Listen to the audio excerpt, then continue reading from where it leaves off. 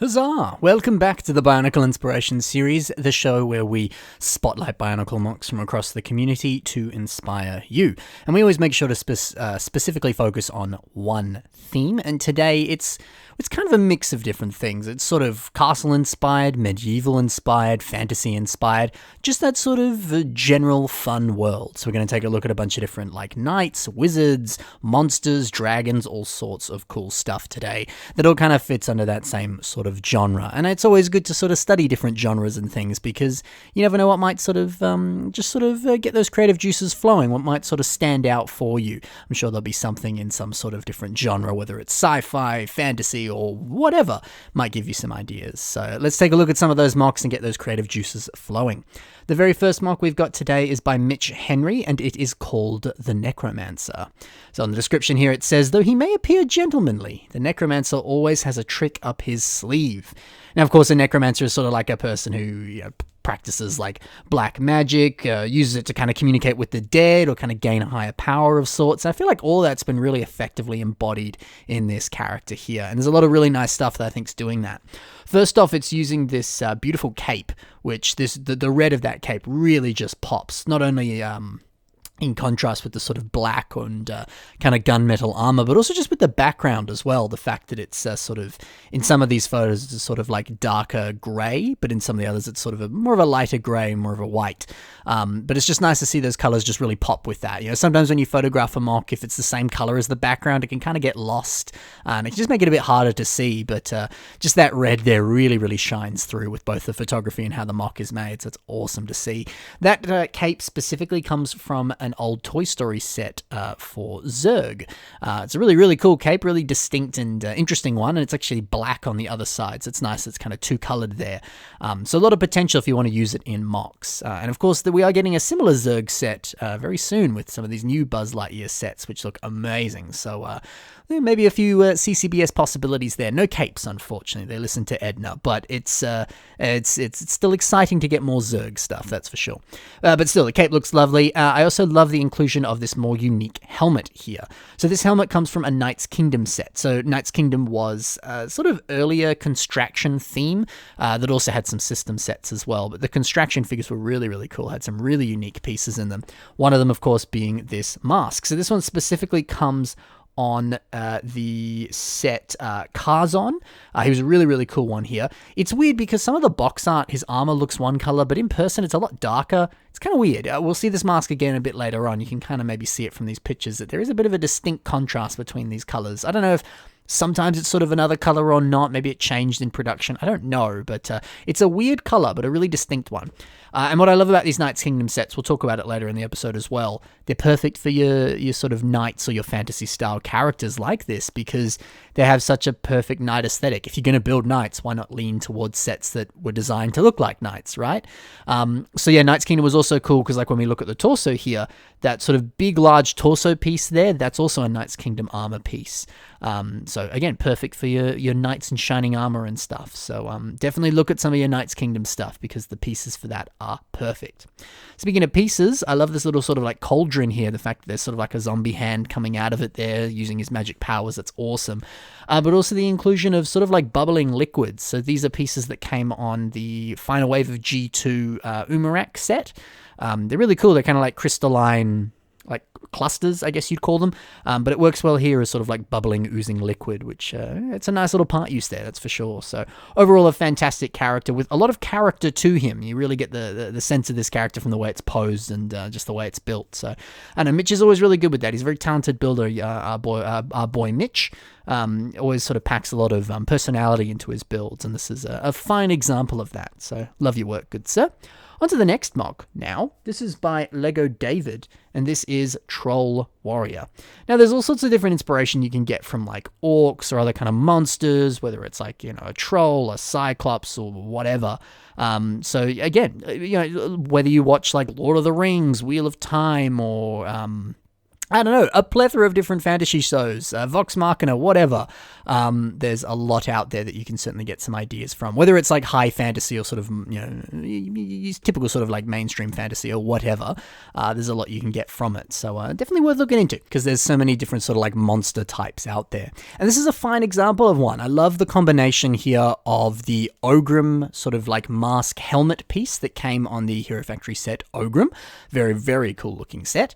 And combining that with the Euripides torso from Galador, which, a bit more of another sort of construction theme that was a bit more obscure and weird.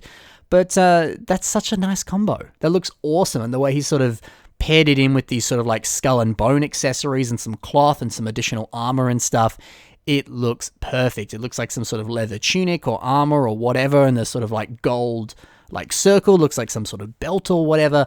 It's such a nice combination of pieces there. That's just genius. He does say in the description that it was inspired by a different builder called Radix. But still, regardless, such a cool looking combination there, and perfect for a more sort of, troll or orc-like character here. So definitely take a look at that. Maybe look across different themes like that. Maybe partner something with Hero Factory from Bionicle, or get something from Galador, put it with Robo Riders. I don't know. Maybe you might be able to get some sort of weird combination that works just flawlessly like it does here. It's awesome. I love too how he sort of slightly modified the head here, including some of those red claw pieces. It's the same claws that you see on the fingers as well, but in red, just to kind of really make those eyes pop. It works really, really well. And he has a helmet. I love helmets on Bionicles. This is technically a Bionicle. I guess it's not in the Bionicle universe. A Constraction MOC, I suppose, is the word we should be using. We don't really see helmets all that often, because most of the time Bionicles are wearing masks, but having someone with a hat, a helmet, or any other kind of headwear, a beanie perhaps, you don't see it every day. So it's nice to see a sort of horned helmet here, again, using some Knights Kingdom armor pieces. Knights Kingdom stuff's perfect. You gotta use it. I think every single MOC in this video, maybe not the last one, most of them use Knights Kingdom armor pieces. They're super helpful for your fantasy stuff, that's for sure. So love seeing helmets. And I like this bone club as well, using the Stronius weapon piece there. It's a piece you don't see used all that often, but it's a very cool piece and very fitting for this character here. It's a weapon that just makes sense for it, So really, really nice stuff here. Great combinations of pieces and things. It's awesome. On to the next MOC now. This is King Timmy and his guards. So I'll read the description on this because it's kind of funny, and it makes it adds a bit of backstory to the MOC. It says, after his father died by falling off the stairs from the highest tower in the castle, Timmy was crowned king. There was only a slight issue. King Timmy was only 10 years old. So the people hired the best knights that they could find to guard him 24/7 and to intimidate those who think Timmy is not worthy of the crown that he's wearing. As a bit of fun, and you can totally see that with this, just the way that this MOC has been built. It's very, very well done. The expression on King Timmy's face really does look a little bit more sort of like young and innocent and kind of goofy, especially with those big bulging eyes. It's awesome. And again, a ball joint being used to kind of create that mouthpiece there, the same kind of piece as those googly eyes, just obviously in a different color and without the eye printing on them. But perfect. Such just a brilliant expression there, and so much character that's been packed into this awesome king design here. I don't actually know where that cape is from. I did a little bit of research. I couldn't quite find anything. I'm sure someone will let me know where it's from. I want to say it's maybe like Duplo or something. I don't know. But it's really cool. I assume it's an official piece, but it works really, really well here for this sort of kingly character. Another thing that works well for the king character here is the crown. Of course, this also comes from a Knights Kingdom set. This is King Matthias, and he looked really cool. Really, really cool. We can see some of the other additional armor pieces as well being used here to make the throne that he's sitting on. So it's also really interesting to see those Knights Kingdom pieces not actually being used as armor, but still working really well here on a sort of like throne design. And also just in general, a throne design's a really, really cool idea, just to, I don't know, have your MOC sit on it or something, Sure, it's nice to have a MOC built that just, stands on its own, does whatever, but why not build a little stand within it? Why not build a little throne with it? Or just, I don't know, some sort of little diorama or a little vignette of sorts to go with it to just kind of complement it. And I think a throne's a really nice addition or idea for that. Especially if you've built a MOC that has like trouble standing up, maybe you just have it like sit down and then you don't have to worry about stability, which can be its own problem with building MOCs sometimes. It can can be tough depending on how you build or what you want to focus on. So I love a good idea there for a throne design for some of your mocks. You could build it with System, you could build it with Bionicle or Knight's Kingdom like this, whatever, it works well. So love that idea. Also, the color scheme's kind of crazy, but kind of fun. The sort of blue pants, the brown boots, the purple tunic. Really nice. You know, a lot of different colors there, but it makes sense. And the way he's kind of blocked them out, you can very clearly see the sort of differentiation between the different clothing items that he's wearing. It's cool. Now, onto these guards. If we look here, it's kind of what I was saying before. You can see that there's that same mask from Kazon before, with all the different armor pieces that came on him. And there's sort of like almost sort of like bronze color to it. Whereas when you look at this other armor, it's a lot darker and more sort of like metallic in nature and doesn't have that same sort of sheen to it. This is also another Knight's Kingdom helmet piece here, which comes from, I believe his name was Dracus. I'm just checking my notes. Is he called Dracus? He is called Dracus. I got it right. 10 points for Ben. But another really awesome looking helmet, and all those armor pieces I do believe also came with him, so they work well in conjunction there. It's also nice to see a bit of part spamming being used here. It's especially on this Dracus Knight here. It's essentially the exact same armor piece on the legs, the upper legs, the arms, the shoulders, and the torso. It's kind of the entire mock. So it's nice to see a bit of part spamming there that uses a kind of rarer color to its advantage, really, and also just looks really nice. All of those flow perfectly one into the other and just kind of work.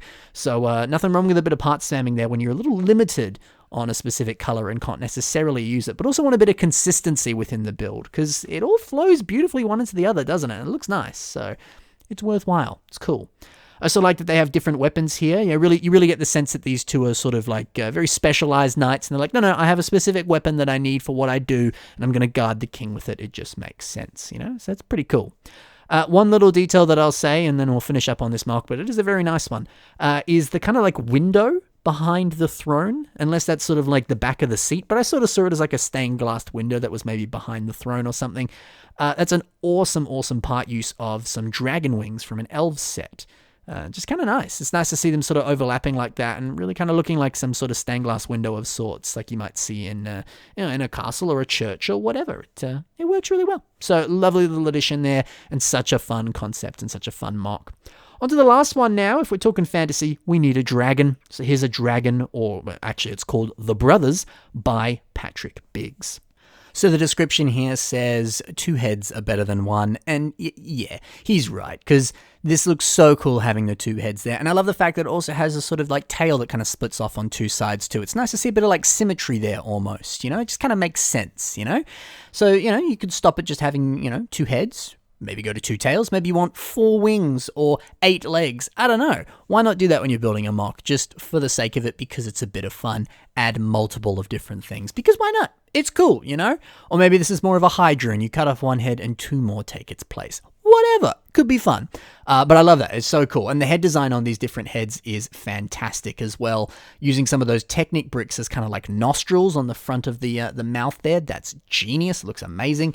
The beautiful pop of the yellow of those eyes is great. The way the horns sort of flare out on the sides and the top, just exquisite. Patrick just knows what he's doing a good job.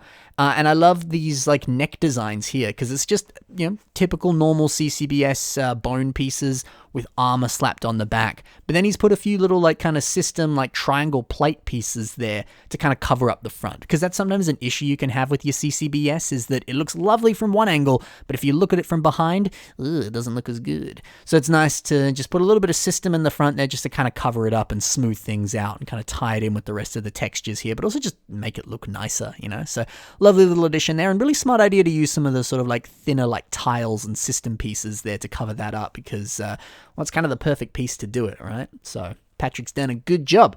I love the wing design as well here, using some sail pieces and other sort of like Technic beams and things to kind of link it together.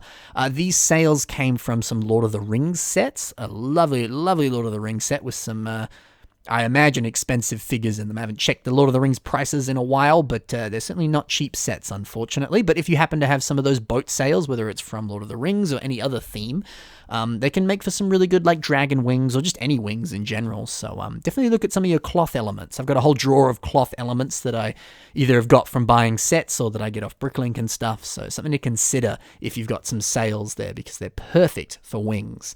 I also just love the general kind of like shaping on this, just the way that entire sort of like torso and belly has been built is so like realistic and beautiful. This is just an exquisite mock. And it's just right up there with all of Patrick's stuff. Fantastic. So, yeah, love your work, and great work to all of the different castle fantasy-themed mocks in this episode of the Bionicle Inspiration series. I hope you very much enjoyed. If you would like to see one of your own mocks on the show, you can submit it through the submission email that's on your screen right now. It's also in the description below if you want to copy and paste it. Send me an email to that. There's no specific rules with it inherently. Just send me a link, images, info, whatever you want to put in there, and send it over to the show, and I'll do my best to put it in an episode when I can. Additionally, in the description is links to my own social media, so if you want to see some of the stuff that I've got going on, I'm Ben Cossy on all forms of social media, so check that out if you're so interested. Additionally, in the description is my P.O. box, but it's also on the screen right now, so if you are interested in sending something my way, there's no obligation to do so, but if you would like to, the P.O. box is P.O. Box 1297, Canning Bridge, Applecross, WA 6153, Australia. So if you want to do that, that's the way to do so. And speaking of things that you can if you want, but you're under no obligation to do so, I also have my Patreon, so if you're interested in some bonus content like weekly podcasts, Q&A videos, joining my private Discord server and having some chats with me, or just other kind of behind-the-scenes fun content, you can check me out on Patreon for as little as $1 a month. You can support me and get some of that bonus content. Could be a bit of fun if that's something you're interested in doing. Thank you very, very much for watching. Thank you for all your support. I always appreciate you guys and the lovely stuff you do by just simply watching and enjoying and liking and commenting, all that stuff. You're a gem. Thank you for watching. Happy building, and bye for now.